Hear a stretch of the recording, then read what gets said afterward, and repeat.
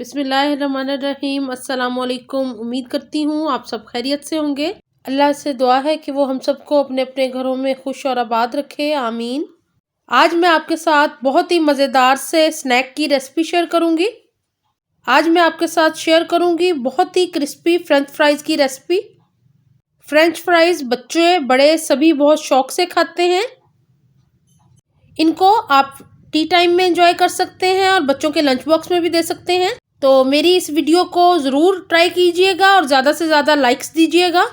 यहाँ पे मैंने 4 आलू लिए हैं बड़े साइज़ के और उनको इस तरह फ्रेंच फ्राइज़ की शक्ल में कट कर लिया है। इनको मैंने धो के वॉश कर लिया था। अब यहाँ स्पाइसेस हैं मेरे पास। नमक ½ टी स्पून, लाल मिर्च का पाउडर ½ टी स्पून, ज़ीरा ½ टी स्पून और हल्दी मैंने 2 चुटकी ली है यहाँ पे। अब मैं 3 टेबलस्पून बेसन शामिल कर दूंगी। इससे फ्रेंच फ्राइज़ बहुत ही क्रिस्पी और मज़ेदार बनेंगी। यह मैं तकरीबन 3 टेबलस्पून ही पानी के शामिल कर रही हूँ। बहुत कम लिक्विड जाएगा इसके अंदर। और अब मैं इसको बेसन के साथ मिक्स कर लूँगी सारे स्पाइसेस के साथ। और इसको तकरीबन 10 मिनट के लिए मैं रेस्ट दूँगी और इसको कवर करके रख दूँगी और फिर हम इनको फ्राई करेंगे। फ्रेंच फ्राइज़ को 10 मिनट हो गए हैं।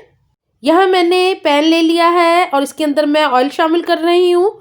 हमने इनको डीप फ्राई नहीं करना, तो इसलिए मैं हल्का ऑयल शामिल कर रही हूँ। बहुत कम क्वांटिटी में इसको शैलो फ्राई करेंगे। और अब इसको 1 मिनट के लिए हम हल्की आंच पे गरम कर लेंगे। 10 मिनट रखने से हल्की सी कोटिंग आ गई है फ्रेंच फ्राइज़ के ऊपर। यहाँ ऑयल गरम हो गया है और अब मैं एक एक करके फ्रेंच फ्राइज़ को इसके अंदर शामिल कर रही हूँ।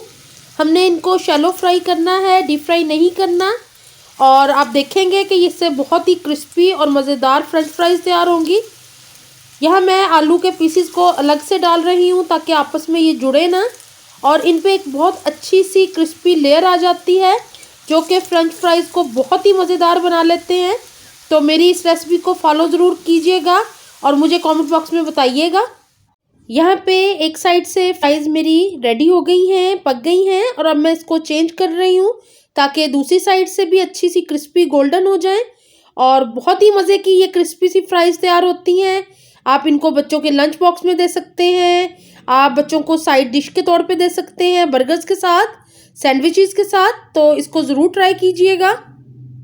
यहाँ हल्की आंच पे फ्राइज़ अच्छी सी फ्राई हो रही हैं और बहुत अच्छा सा गोल्डन कलर भी आ गया इनके ऊपर। सिर्फ थोड़ी देर के लिए मैं और रखूँगी। यहाँ पे फ्रेंच फ्राइज़ हमारी तैयार हो गई हैं, अच्छी सी क्रिस्पी गोल्डन। और बस अब इनको मैं निकाल लेती हूँ किसी किचन पेपर के ऊपर ताकि इसका ऑयल ड्रेन हो जाए जो एक्स्ट्रा है।